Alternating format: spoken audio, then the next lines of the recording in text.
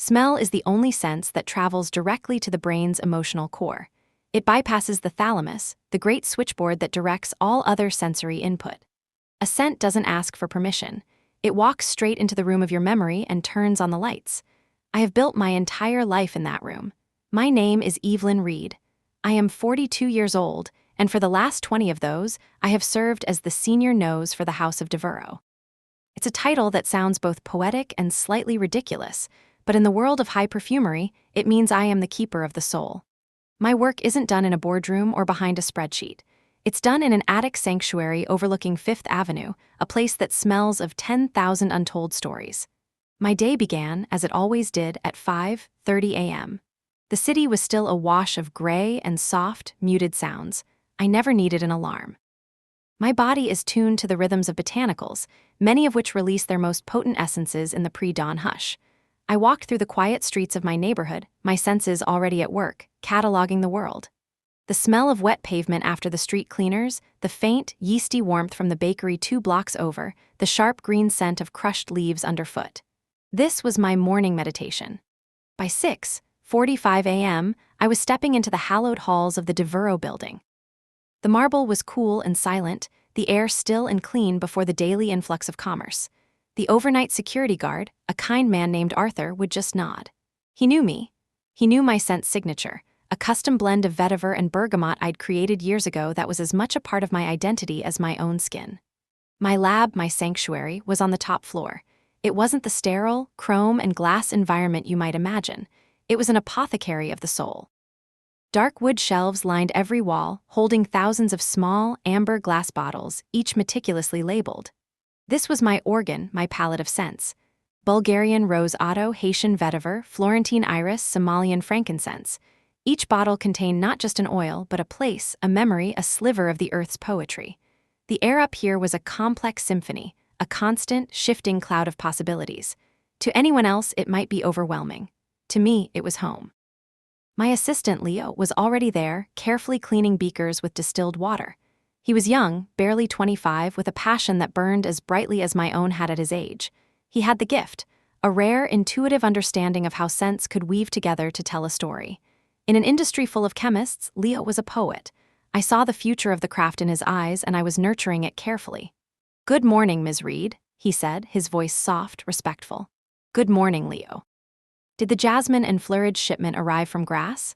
Yes, it's breathing in the temperature-controlled closet. The carrier said it was a perfect harvest this year. The night-blooming notes are exceptionally strong. I smiled.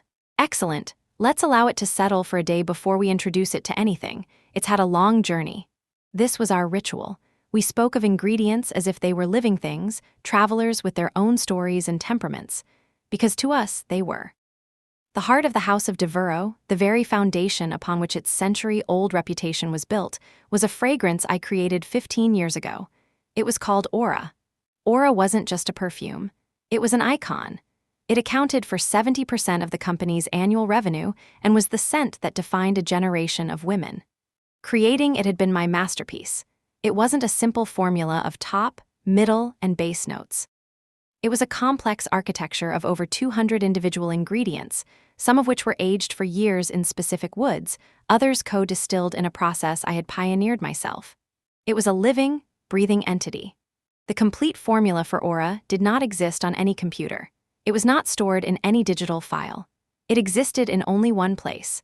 Spread across 3 leather-bound volumes I called my olfactory journals. These journals contain not just the list of ingredients, but the soul of the scent.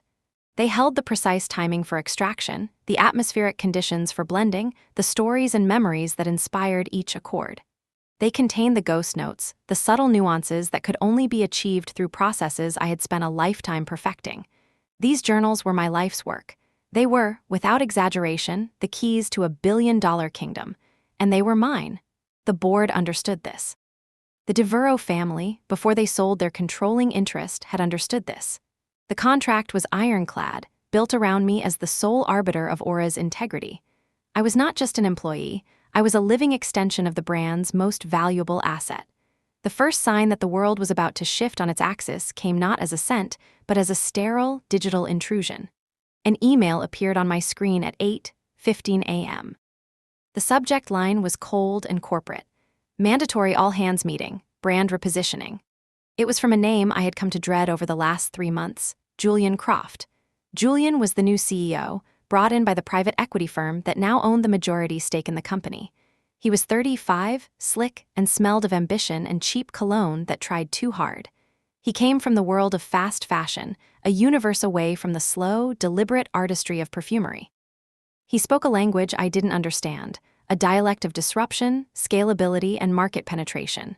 He saw our legacy not as a treasure to be protected, but as an asset to be leveraged, an antique to be polished up and sold for parts. From the moment he arrived, he'd viewed my department, the very heart of the company, with a thinly veiled contempt. He called my methods artisanal bottlenecks. He couldn't comprehend why we couldn't simply synthesize the scent of a rare orchid instead of sustainably farming it. He saw my life's work through the dead eyes of a quarterly earnings report. "What do you think this is about?"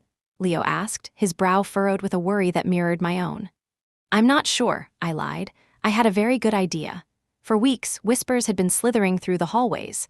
Words like restructuring, optimization, and synergy. They were bloodless corporate words used to describe the act of cutting away pieces of a company's soul. I looked around my sanctuary. At the rows of precious oils, at the delicate glass wands, at the sunlight streaming through the old arched window, catching dust motes that danced in the fragrant air. A profound sense of unease settled over me, a discordant note in the symphony of my morning. At 8:55 a.m., I made my way down to the main conference room on the 10th floor. The atmosphere was thick with anxiety, a cloying metallic scent that always accompanies fear. My colleagues, chemists, and artisans I had worked with for years were clustered in small, whispering groups, their faces tight with apprehension. I took a seat near the back, my posture straight, my expression neutral. I had faced down volatile ingredients and temperamental harvests my entire life. I would face this with the same composure. At precisely 9:00 a.m., Julian Croft strode into the room. He wore a suit that was too tight and too shiny, a walking advertisement for his own brand of shallow modernity. He moved with the predatory grace of a man who believed he was the smartest person in any room he entered. He didn't say good morning. He simply tapped the microphone, the sharp sound silencing the nervous chatter. He began with a presentation full of charts and graphs, a blur of upward arrows and projected growth curves. He spoke of new markets, of Gen Z engagement, of leveraging AI to create consumer-driven scent profiles. He painted a picture of a leaner, more agile house of Devereux, one that could compete with the fleeting trends of celebrity fragrances and mass-market body sprays. He spoke of our history, our legacy, as if it were a heavy anchor holding back a sleek speedboat. Then he got to the heart of it. The slide behind him changed to a single, stark phrase: organizational optimization. "To achieve this new vision," Julian said, his voice devoid of any emotion, "we must unfortunately make some difficult changes. We are streamlining our creative processes and sunsetting legacy roles that no longer align with our forward-facing strategy." A collective intake of breath sucked the air from the room. He had a list. He began to read names. John, a master chemist who had been with the company for 30 years. Maria, who managed our relationships with the small, family-owned farms that supplied our rarest ingredients. Each name was a blow, a cutting away of expertise of history. Then he looked up, his eyes scanning the room before they landed directly on me. "And in our most significant move to modernize our core product pipeline," he announced, a slight, cruel smile playing on his lips, "we will be moving on from the role of senior nose. Dr. Evelyn Reed." Silence. A profound, ringing silence that was louder than any sound. Every head in the room turned to look at me. I could feel their shock, their disbelief. I heard Leo, somewhere in the front, let out a small, strangled gasp. Someone near me whispered, "But she is Aura." I felt a strange calm descend over me. It was the detached focus that comes in a moment of absolute crisis. Julian was still talking, something about needing AI-driven solutions that don't require a single point of failure. He was calling me a single point of failure. He had no idea how right he was. He was a child playing with a box of matches in a library of priceless, irreplaceable books, and he had just decided to fire the librarian. I rose to my feet. The movement was slow, deliberate. It was not the jerky, indignant motion of a woman wronged. It was the calm, measured rise of an expert about to deliver a lecture. The room, already silent, somehow became quieter. Every eye was on me. Julian Croft paused, an annoyed flicker in his eyes. He had expected tears or shouting or a defeated slump in my chair. He had not expected this quiet authority. "Mr. Croft," I said, my voice even and clear, carrying easily through the tense air. "A point of clarification, if you would." He gave a condescending sigh. "Dr. Reed, I don't think this is the time or the place. On the contrary," I interrupted, my tone still perfectly level. "This is precisely the time and the place. My question is simple. In your review of the company's assets and liabilities, have you personally read the Artisan Integrity Clause within our exclusive global distribution contract with Gallery Lafayette?" A ripple of understanding went through the older members of the staff. I saw our head of legal, a man named Robert, subtly shift in his seat. Julian's face, however, remained a mask of arrogant incomprehension. "I have a team of lawyers to review fine print," he scoffed. "I focus on strategy, on the big picture." "Mr. Croft, this clause is not fine print. It is the single most important sentence in the company's largest contract. It is the big picture."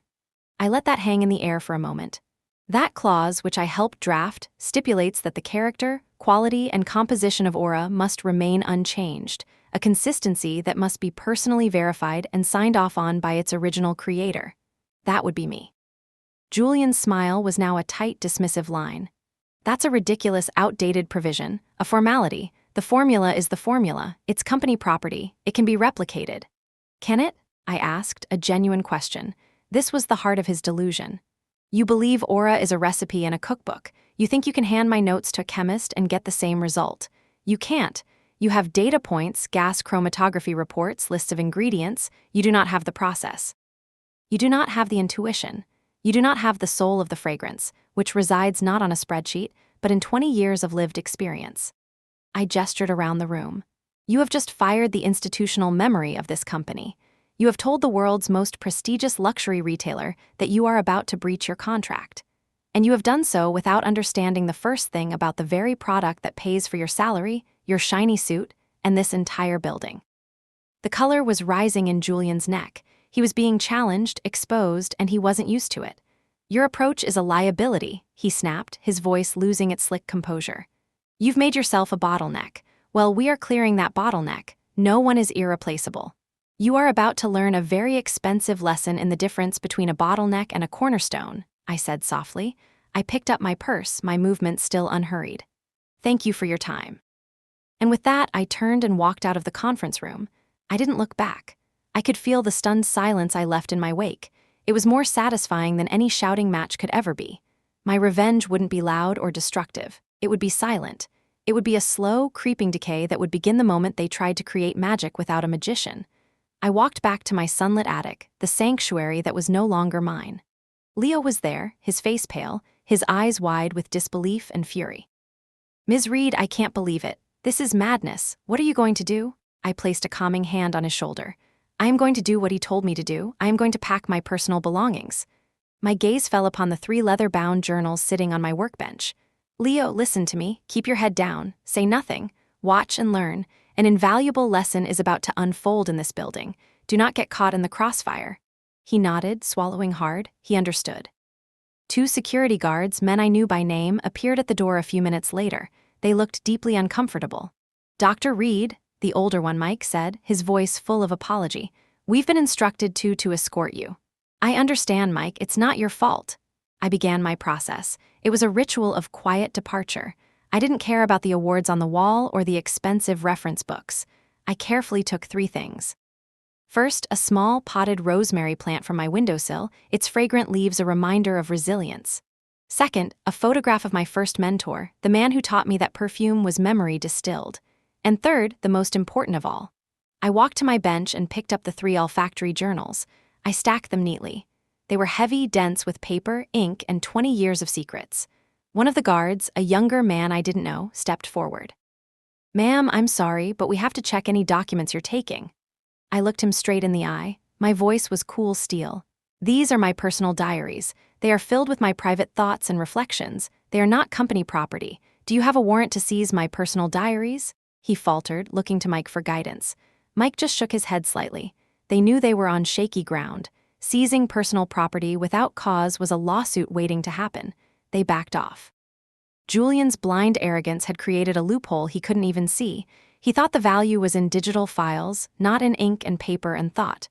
I placed the journals in my tote bag. The weight was comforting, solid. It was the weight of my life's work, and it was safe with me. They walked me down in the elevator, the silence thick and awkward. In the lobby, they took my security badge. The plastic card felt flimsy, insignificant. They had taken my access, but I was leaving with the access codes to the entire kingdom. As I walked out of the grand entrance of the Devereux building for the last time, the cool afternoon air hit my face. It felt like a release. There was no sadness, not yet. That would come later. Right now, there was only a cold, crystalline clarity. A plan was forming, a strategy of inaction. I wouldn't have to lift a finger to tear Julian Croft's empire down. He would do it for me. All I had to do was let him. I sat in my car for a long moment, the engine off. I took out my secure phone and typed a short, carefully worded email. It was to Isabelle Dubois, the head of procurement at Galerie Lafayette. She was more than a business associate. Over the years, we had developed a mutual respect, a friendship built on a shared appreciation for true artistry. The email read, Subject: A personal update. Dearest Isabelle, I am writing to inform you that as of this morning, my employment with the House of Devereux has been terminated. I wish them all the best in their new direction. Yours, Evelyn Reed. I hit send. The first domino had been pushed.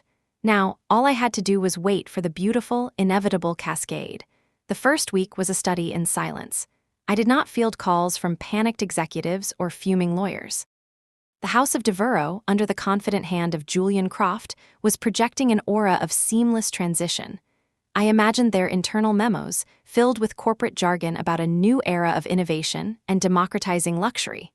They were putting on a brave face for the world, likely assuming I was at home, defeated and irrelevant. I was not. I was preparing. My apartment, normally a quiet haven, became a command center. I spent the first 2 days not in mourning, but in meticulous organization. I transcribed key sections of my journals, not the formulas themselves, but the contractual and procedural notes I had logged over the years. I highlighted every reference to the artisan integrity clause, every email exchange with the Devereux legal team confirming my role as the sole guarantor of Aura's quality. I was building an arsenal of facts, a fortress of legal and procedural truth that would be unassailable. My lawyer, a sharp, no-nonsense woman named Clara, was a godsend. She specialized in intellectual property and corporate malfeasance. When I laid the 3 journals on her polished mahogany desk, her eyes widened. Evelyn, she said, after I had explained the situation in detail.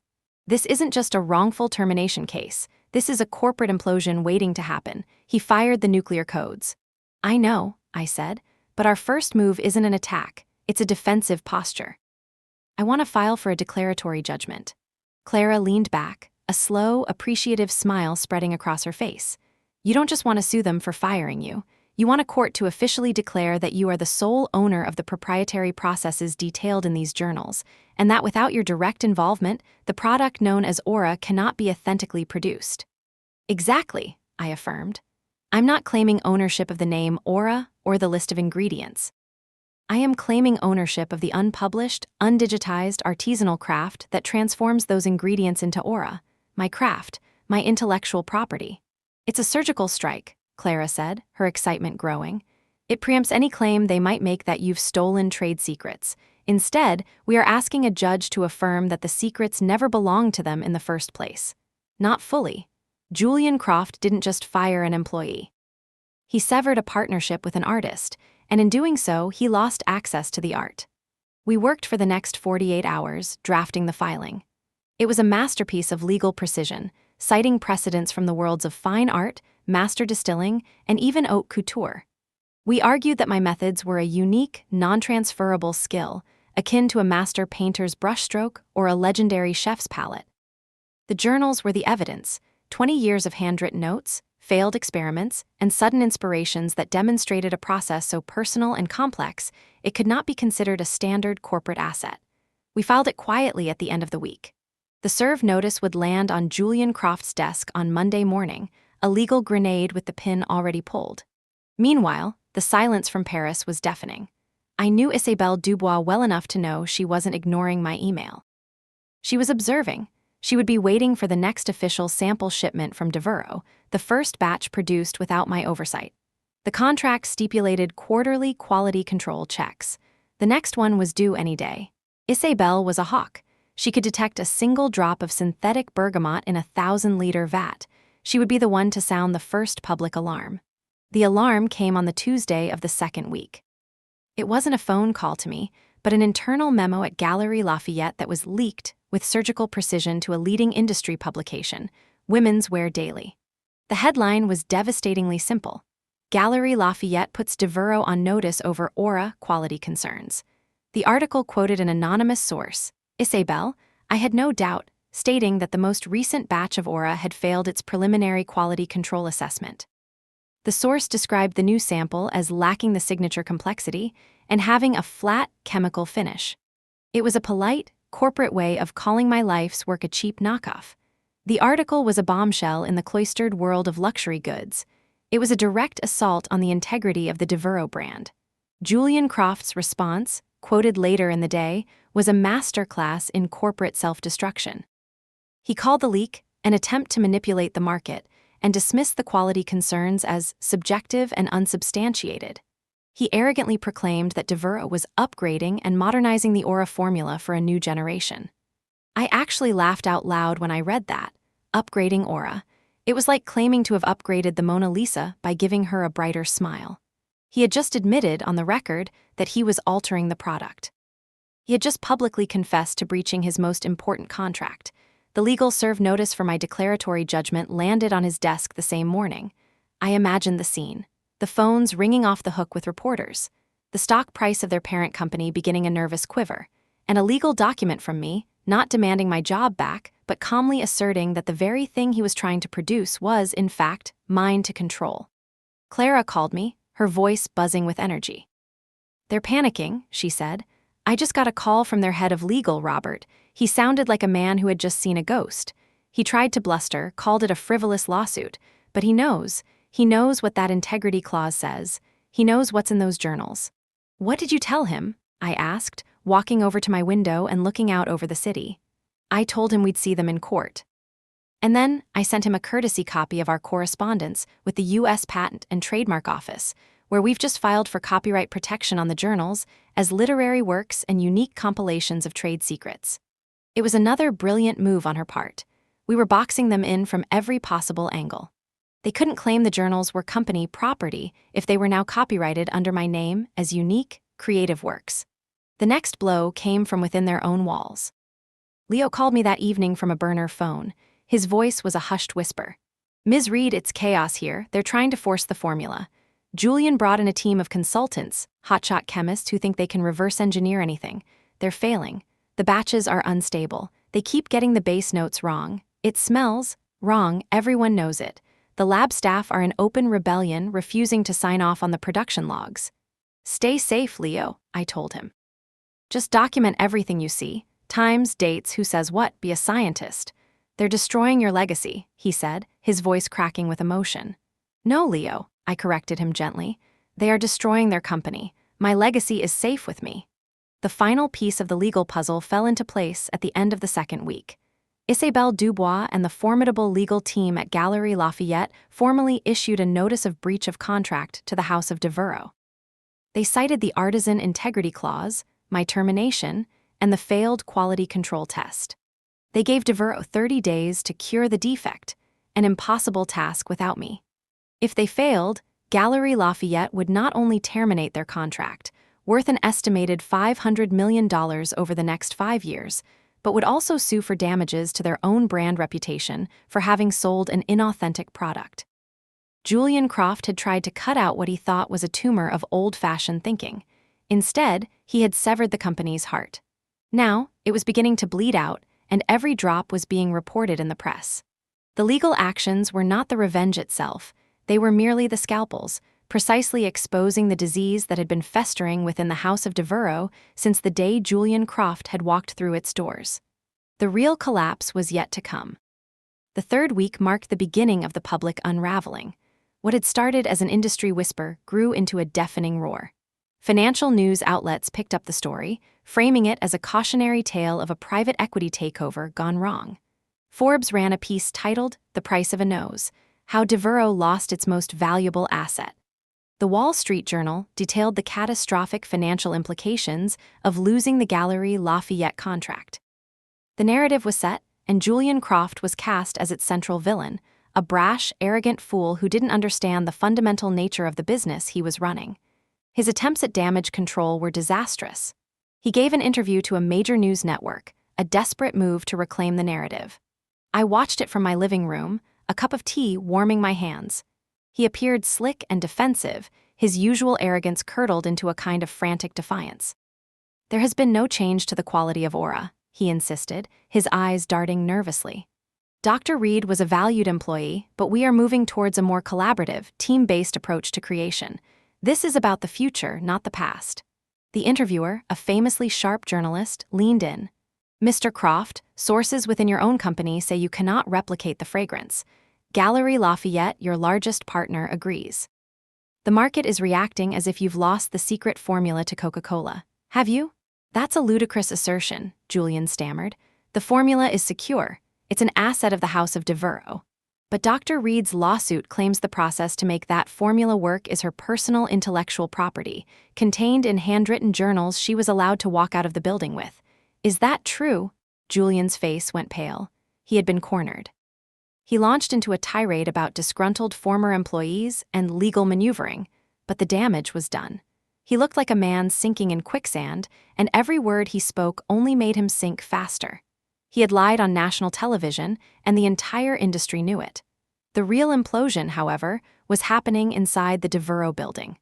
Leo's nightly calls painted a picture of escalating chaos. The consultants Julian had hired were clashing with the long-serving lab staff, who viewed them as incompetent mercenaries. Two of the most senior chemists, men I had trained myself, resigned in protest. Their departure was another news cycle, further cementing the perception of a company in freefall. The pressure from the parent company, the private equity firm, must have been immense. Their multi-billion-dollar acquisition was turning into a public relations nightmare and a financial black hole. Stock prices were tumbling. Their strategy of optimizing a legacy brand had backfired in the most spectacular way possible. They hadn't bought a company, they had bought a brand, and the brand's integrity was walking around the city in my tote bag. The collapse I had envisioned was not just financial, it was creative.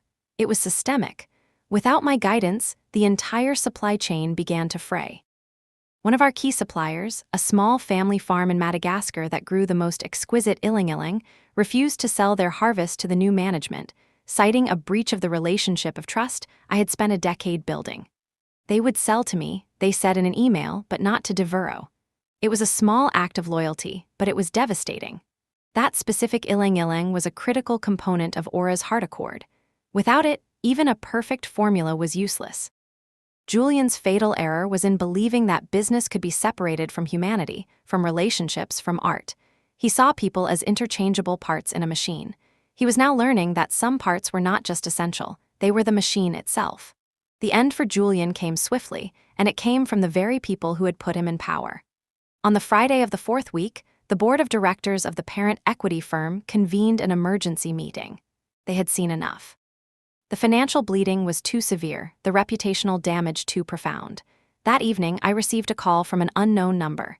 "Is this Dr. Evelyn Reed?" The voice was deep, authoritative, and carried the weary tone of a man cleaning up a colossal mess. "It is. To whom am I speaking?"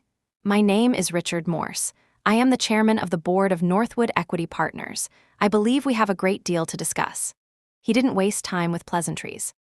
He informed me that as of 5:00 p.m. that afternoon, Julian Croft had been relieved of his duties as CEO of the House of Devereux. The phrase was clinical, but the meaning was clear. He was fired, humiliated.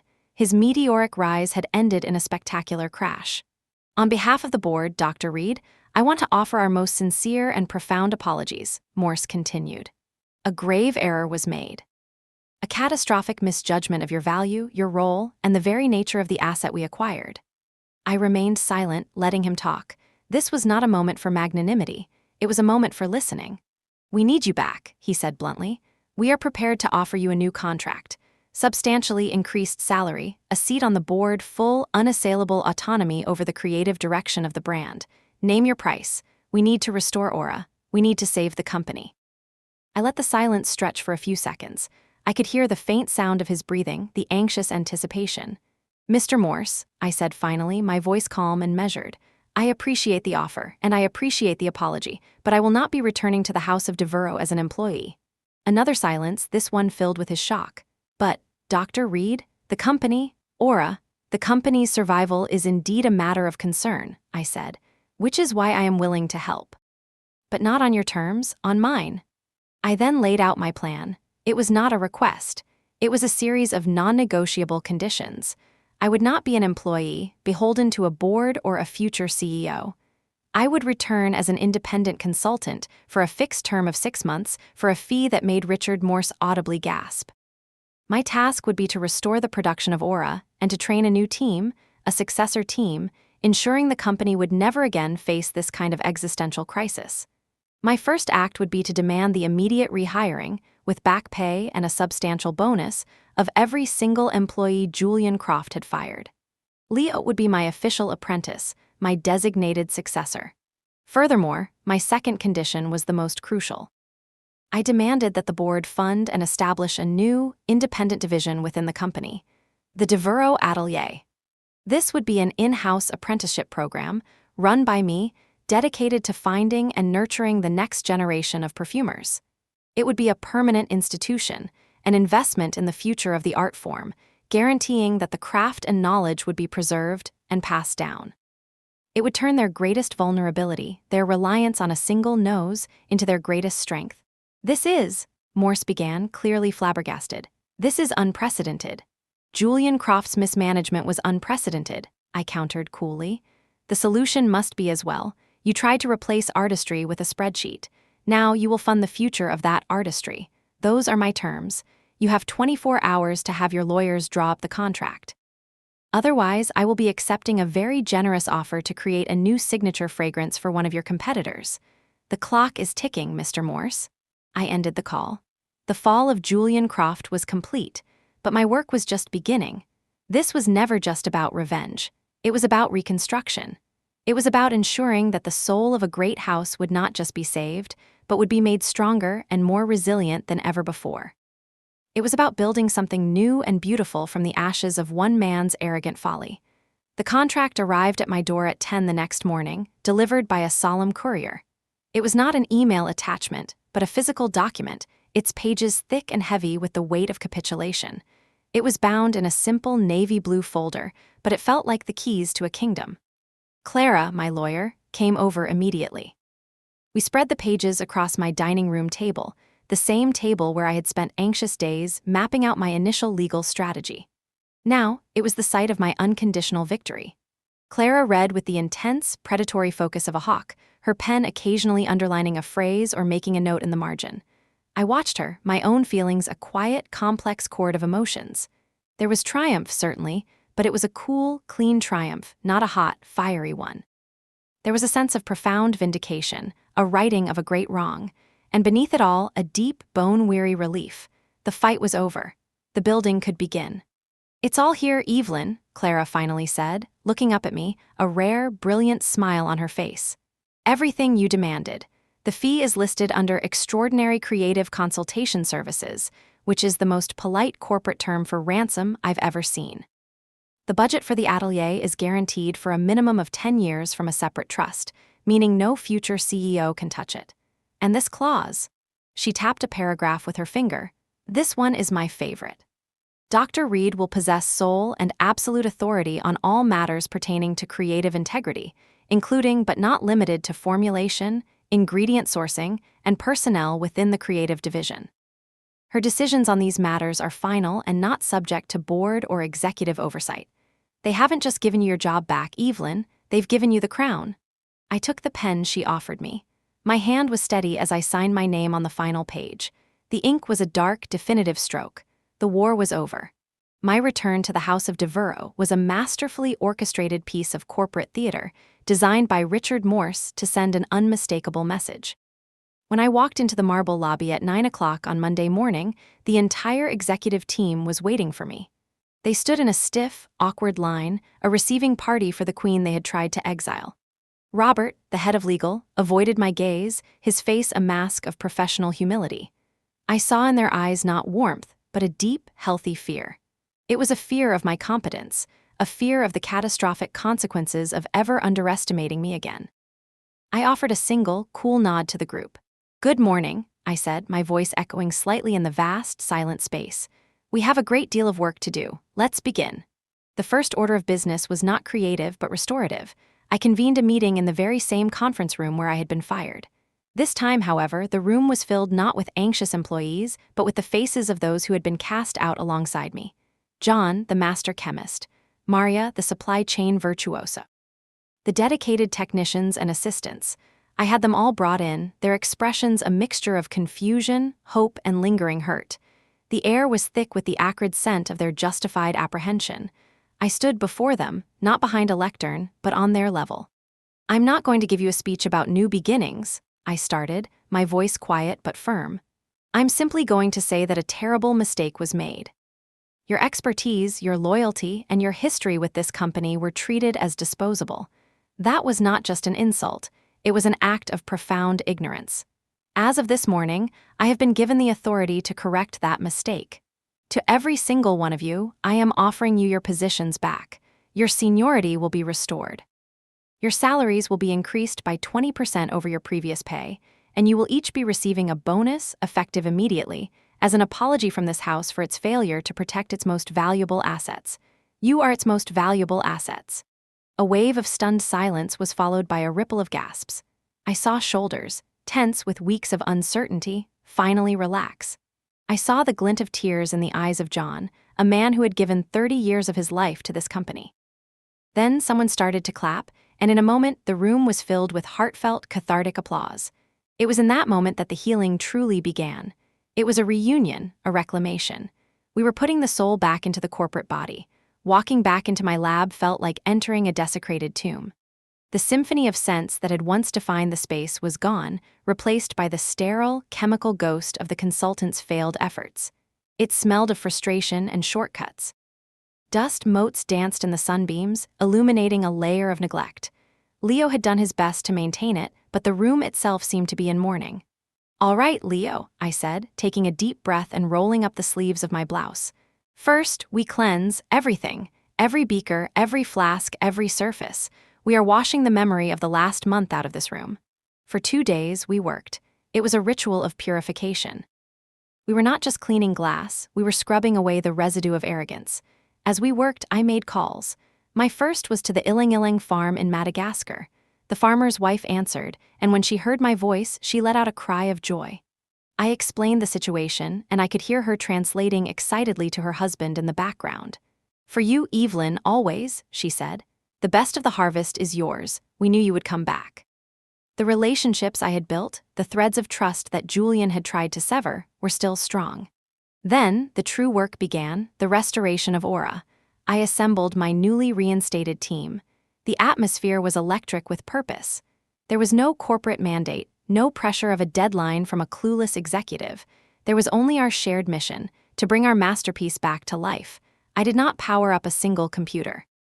I walked to my old workbench and laid open the first of my 3 leather journals. The pages fell open to a well-worn section, the paper softened by years of touch, stained with faint drops of essential oils, the ghosts of 1,000 successful trials. "The foundation," I announced, my voice resonating in the quiet, focused room, "is the co-distillation of the iris rhizomes. We use the 4-year-old Florentine roots. John, can you confirm the cellar stock is untouched?" He nodded, a look of profound relief on his face. "They never found the cellar, Evelyn. They didn't have the right plans. It's all there, sleeping." We worked like a surgical team, each member an expert in their role. I read from my journal, my voice the guiding thread in a complex tapestry of action. I dictated not just ingredients, but processes, timings, temperatures, and the subtle, intuitive steps that were never written down in any official company file. "The frankincense must be introduced when the blend is cooling, not when it's hot," I would say. "It needs to be folded in gently, not shocked." It was a dance of chemistry and memory. We were not following a recipe, we were communing with the soul of a scent. After 3 days of meticulous, painstaking work, the first liter of the new batch was ready. The final liquid was a pale, golden amber, glowing in its glass vessel. The entire team gathered around my workbench. The air was thick with anticipation. With a glass rod, I drew up a small amount and placed a single drop onto a clean white scent strip. I didn't smell it immediately. I let the alcohol evaporate, allowing the true character to emerge. Then, I closed my eyes and lifted the strip to my nose. It was all there. The first bright, fleeting smile of the bergamot, the slow, confident bloom of the jasmine and the Bulgarian rose at its heart. And beneath it all, the deep, warm, and complex embrace of the woods, the resins, the orris butter, the ghost notes that gave it its soul, its enduring character. It was aura. It was perfect. A single, silent tear of relief traced a path down my cheek. I opened my eyes and passed the strip to Leo. He inhaled, his eyes closing in bliss. A slow, radiant grin spread across his face. "Welcome home," he whispered. We sent a 10 ml sample via diplomatic courier to Isabelle Dubois in Paris that same afternoon. The waiting was excruciating, but short. Less than 24 hours later, an email from her arrived in my inbox. The subject line was a single word, in Finn. Finally, the body of the email was just as brief and just as powerful. "She is perfect. The soul has returned. Full orders will resume immediately across our global network, effective today. Congratulations, my friend." Welcome back. That email, forwarded to Richard Morse and the board, was the final, definitive proof of our victory. The news was released to the press, and the effect was instantaneous. The stock price of Northwood Equity Partners, which had been hemorrhaging for a month, didn't just stabilize, it surged. Commentators on financial news networks spoke of the Evelyn Reed effect, hailing my return as one of the most dramatic corporate turnarounds in recent history. The results of my calculated revenge were now fully manifest. Julian Croft, I learned through industry gossip, had retreated from public life entirely, his career in ashes. His name was now a permanent stain on his resume. The House of Devereux, however, rose from those ashes stronger and more authentic than ever. Our story became our greatest marketing asset. We were the brand that had almost died, saved by the integrity of its creator. Sales of Aura didn't just return to normal, they exploded, breaking every previous record. People weren't just buying a perfume anymore, they were buying a story of resilience, of artistry triumphing over soulless commerce. And the truest prize, the real fruit of my victory, was taking shape on the floor above me. I oversaw the design and construction of the Devereux atelier myself. We knocked down walls, installed north-facing windows for perfect, consistent light, and built a state-of-the-art laboratory that was also a warm, inviting classroom. We created a scent library with over 3,000 rare ingredients, a resource that would be the envy of the world. When we put out the first call for applications, we received over 1,000 submissions from every corner of the globe. Reading through them, I saw my own story reflected back at me, the passion, the obsession, the deep love for this invisible architecture of scent. One evening, Richard Morse came to see the nearly completed space. He walked through the quiet, pristine labs, the air smelling of fresh paint and new beginnings. He stood beside me at the large window overlooking the twinkling lights of Fifth Avenue. "You know," he said, his voice quiet and reflective, "I've spent my entire career looking at companies as collections of assets, brands, patents, supply chains, real estate, numbers on a page." He turned to look at me, his expression one of hard-won sincerity. "This whole disaster, it taught me the true meaning of an asset. You tried to tell us. We just weren't smart enough to listen. The value wasn't in the brand name Aura. The value was in the mind that created it. It was always in the artist." He gestured around the beautiful new space. "This atelier, this is the smartest investment this firm will ever make. Not because it will generate direct profit, but because it protects the soul of the company. It protects the magic." It was the complete and total surrender of his worldview to mine. The spreadsheet had finally bowed to the poem. My revenge was complete, not because an enemy had been vanquished, but because a fundamental truth had been recognized and enshrined. The battle was over. The future, smelling of hope and infinite possibility, was ready to be built. The 6 months that followed were a renaissance, a period of such intense, joyful creation that it felt like a lifetime compressed into a single season. The consulting contract was a legal document, but in practice, it was a declaration of independence. For the first time in 20 years, I was not just an employee, not even a highly valued one. I was the architect, the strategist, and the sovereign of my own creative domain. The weight of this new authority was immense, but it was a grounding weight, not a crushing one. It was the weight of responsibility, freely chosen. My days began not with the sharp ring of an alarm clock, but with the gentle invitation of the morning light. I had moved into a new apartment, one with a small terrace that overlooked a quiet, tree-lined street. My mornings were spent there, with a cup of black tea, listening to the city slowly awaken. I was recalibrating my senses, teaching them to simply experience the world again without the constant pressure of deconstruction and analysis. The scent of a neighbor's laundry, the fragrance of damp earth from the park after an overnight rain, these were no longer data points, but small, fleeting poems. I would arrive at the atelier around 10, and the moment I stepped off the elevator, the day's work would embrace me. The air on this floor was unlike anywhere else in the world.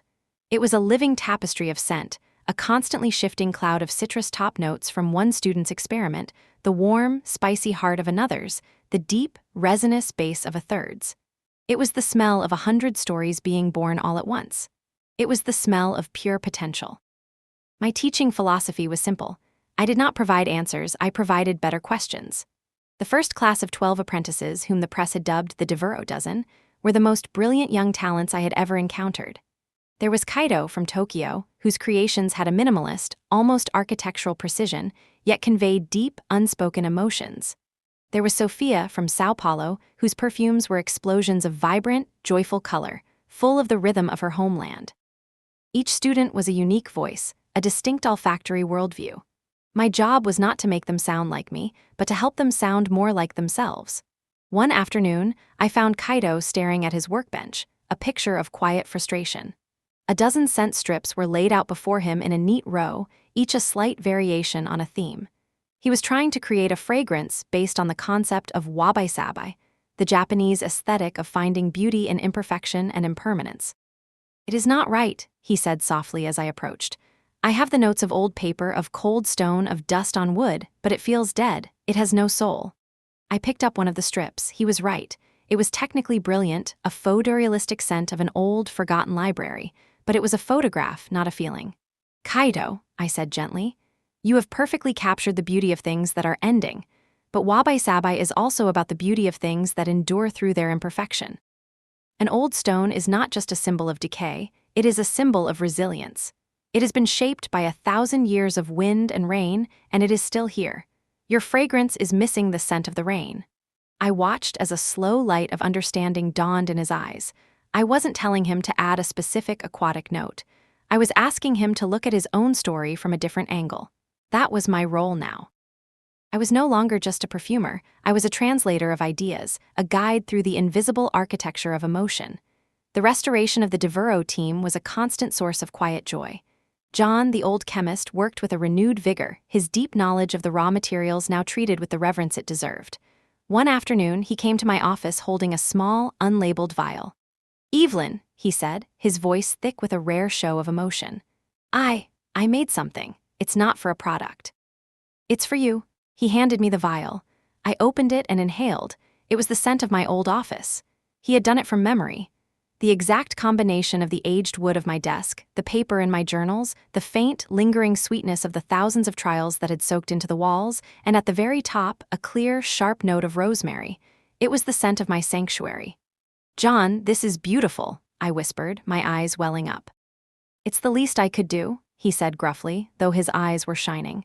"You didn't just give us our jobs back, you gave us our dignity back, you made us proud of this house again." The transition of leadership to Leo was a gradual, organic process. I began to step back, to create a space for him to fill. A crisis with a shipment of patchouli from Indonesia became his first true test. The crop had been harvested a week too early due to an unexpected monsoon, and its scent profile was greener, sharper than our standard.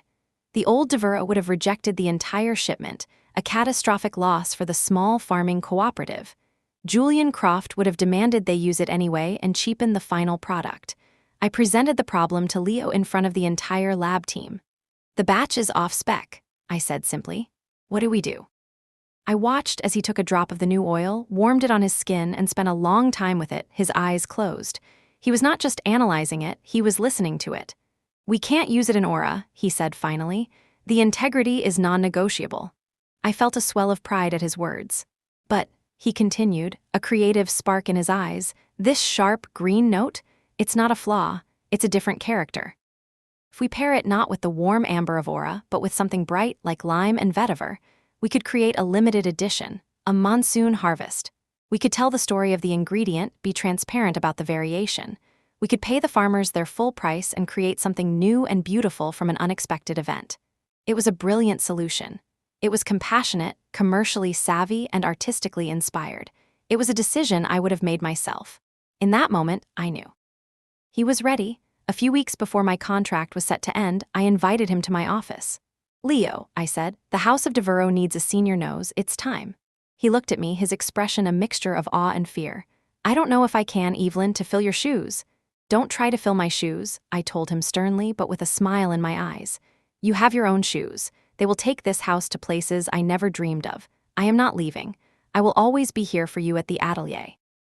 But this lab, this organ, it needs a new musician. It's your time to compose." The final weeks were filled with a sense of an ending, but a happy one, like the last days of a long, wonderful summer. I noticed the apprentices whispering amongst themselves, working late after I had gone home, quickly hiding their notes when I approached. I knew they were planning something, but I respected their secrecy. It was part of the creative process. On my last official day, the entire creative division gathered in the main hall of the atelier. The room was filled with flowers, and there was a feeling of celebration in the air. Richard Morse gave a short, heartfelt speech, thanking me for not just saving the company, but for giving it a new soul. Then, Leo stepped forward, representing the apprentices. He looked nervous but determined. He was holding a single, elegant perfume bottle. It was a simple, cylindrical flagon, but the glass was heavy, and the cap was made of a solid piece of dark, polished wood. The label was a small, cream-colored card, tied to the neck with a piece of twine. On it, in Kaito's beautiful, precise calligraphy, was a single word: sanctuary. "Evelyn," Leo began, his voice clear and steady. "For the past 6 months, you have given us the gift of your knowledge, your passion, and your wisdom. You taught us that perfume is not about mixing ingredients, but about telling the truth. We wanted to find a way to thank you. So, for our final project, the first graduating class of the atelier decided to tell a story. Your story." He carefully handed the bottle to me. My hands trembled slightly as I took it. "We each contributed a part of it," he explained. Sophia created the heart, a blend of the strongest, most resilient flowers she could find, tuberose and jasmine, symbols of grace under pressure. Kaito designed the base accord, using aged cedarwood and oak moss to represent the history and foundation of this house. Others added notes of ink and old paper for the knowledge you protected. He paused and looked at the rosemary bush on the terrace. "And I added the top note, the first thing you smell. It's the rosemary from the plant you carried out of this building. To us, it's the scent of survival, of integrity, and of a new beginning. We wanted to give you your sanctuary back." With the entire room watching in silence, I sprayed a small amount onto a testing strip. I lifted it to my nose. It was a masterpiece. The sharp, herbaceous clarity of the rosemary hit first, bright and defiant. Then it softened, and the glorious, powerful floral heart opened up, full of life and beauty. Beneath it all was the quiet, strong, and deeply comforting base of the woods and moss, like the steady foundation of the earth itself. It was a scent that was both incredibly strong and profoundly peaceful. It was the smell of a battle won, of a garden replanted, of a home reclaimed. Tears, hot and unexpected, streamed down my face. They were not tears of sadness or pain. They were tears of a gratitude so immense it could not be contained. These brilliant, wonderful students, this young man who had become a master before my very eyes, they hadn't just learned my lessons. They had understood my soul. They had taken the most painful chapter of my life and transformed it into a work of art. The healing, which had been a slow and gradual process, culminated in that single, breathtaking moment. To be seen so completely, to be understood so deeply, was the greatest gift I had ever received. My revenge had been a cold, precise act of justice. But this was an act of love, and I knew, with a certainty that filled my entire being, that I was finally, completely, and beautifully healed. My new life was just beginning. The years that followed were like the long, beautiful dry down of a classic perfume. The volatile top notes of conflict and crisis had evaporated, the rich, complex heart notes of rebuilding and teaching had fully bloomed, and what remained was a deep, resonant base of peace and enduring legacy. 5 years. In the life of a great perfume house, it is but a moment.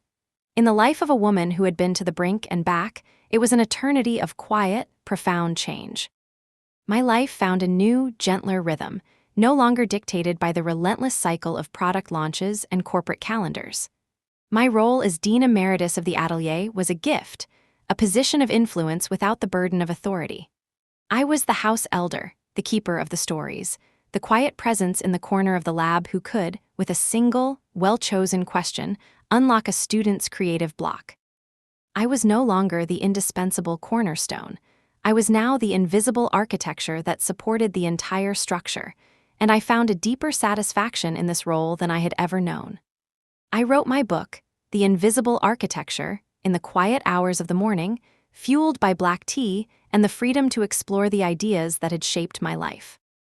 I wrote about the synesthesia of scent and color, the geometry of memory, the way a forgotten fragrance could act as a time machine, more potent than any photograph. I did not mention Julian Croft's name once. The book was not about the battle. It was about what I had been fighting for. When it became an unexpected bestseller, I realized the world was full of people who felt the same way, who understood that the most important things in life are often the things we cannot see or measure. My travels were no longer sourcing trips, but pilgrimages.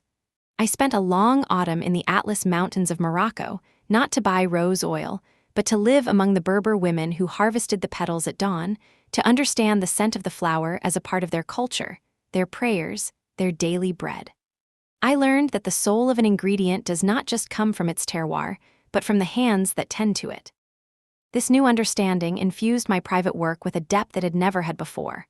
My small, personal fragrances, which I created for my own pleasure and for a select few, were no longer just compositions. They were distillations of my journeys, each bottle a liquid landscape.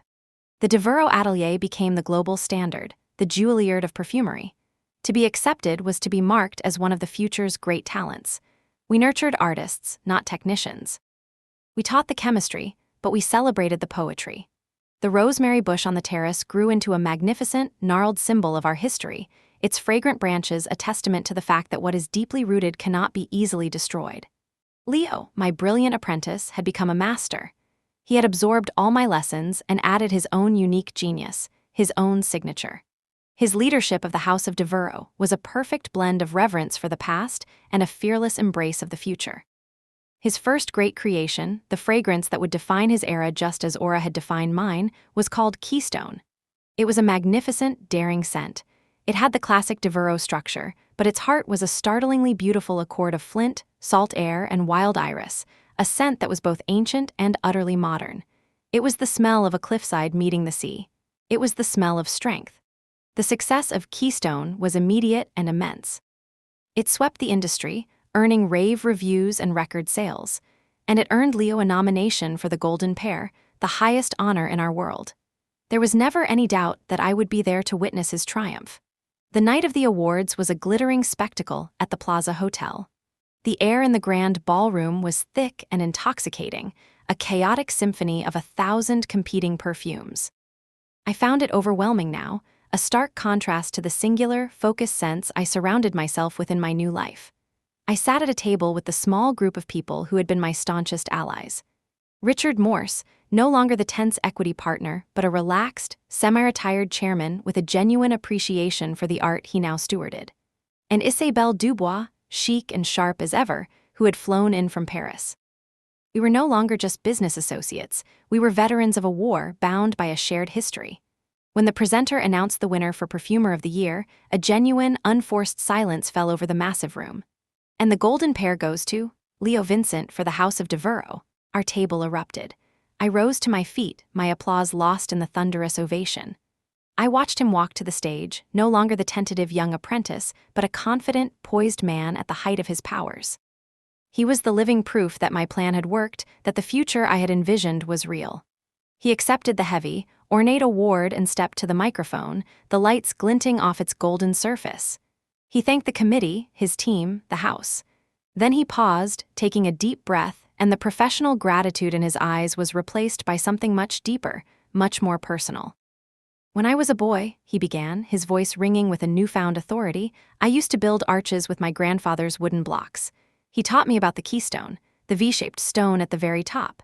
He explained that it wasn't the biggest stone, it wasn't the foundation, but it was the one that bore all the pressure and distributed all the weight, allowing the arch to stand. Without the keystone, everything is just a pile of rocks. He looked out over the hushed audience, and his gaze found me. A great company, a great art form is like an arch. It is built from many pieces, but it needs a keystone to give it integrity, to hold it together against the pressures of commerce and compromise. For the past 5 years, I have had the profound honor of being the head nose at the House of Devereux, but I am not the keystone. I am just one of the stones in the arch. The keystone of our house, the woman who bore all the pressure, who refused to crumble, who single-handedly transformed a pile of rocks back into a beautiful, enduring structure, is here tonight. My heart seemed to stop. The air grew still. She was my teacher, my mentor, my fiercest defender. She taught me that the integrity of a single drop of jasmine oil matters.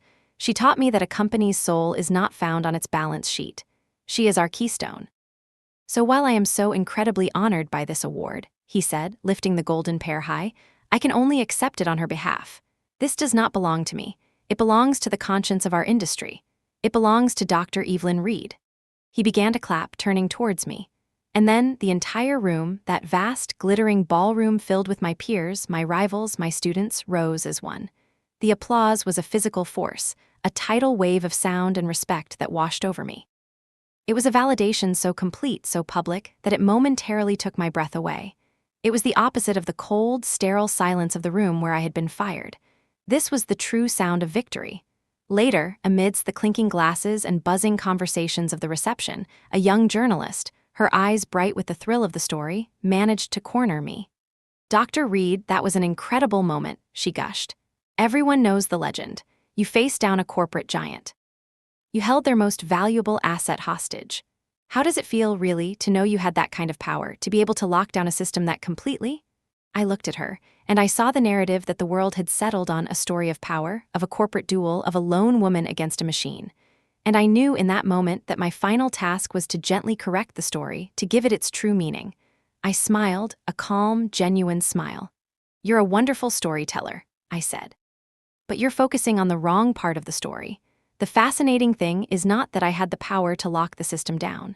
The truly astonishing thing is that a system of such value was ever built to be so fragile, so dependent on one person's silence, that it could be locked down in the first place. I let her consider that for a moment before I continued. What happened 5 years ago was not an exercise of my power. It was a demonstration of my purpose. A gardener who finds a beautiful, ancient rose garden being paved over with concrete for a parking lot does not wield power when she takes a pickaxe to the asphalt. She is simply restoring the garden to its natural state. She is reminding the world that some things are meant to grow, not to be paved over. I was just the gardener. I glanced across the room to where Leo stood, the golden pear in his hand, surrounded by a laughing, vibrant group of our atelier graduates. They were the garden, now thriving, blooming in 100 different colors. My real legacy, I said, turning back to the journalist, my voice dropping to a near whisper, is not in a locked vault. It's not in the secret formula for aura. My real legacy is that room full of young artists. It's the creation of an ecosystem, a forest, that is so healthy and diverse that it no longer needs a single, ancient tree to hold up the canopy. My greatest achievement was not in locking a system down. It was in building one that could never be locked down again. The ultimate revenge, you see, is not destruction.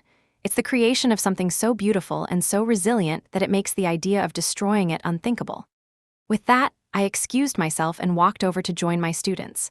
They welcomed me into their circle, their faces bright with the future.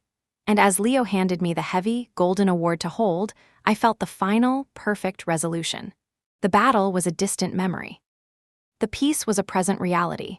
And the future was safe, not in my hands, but in theirs.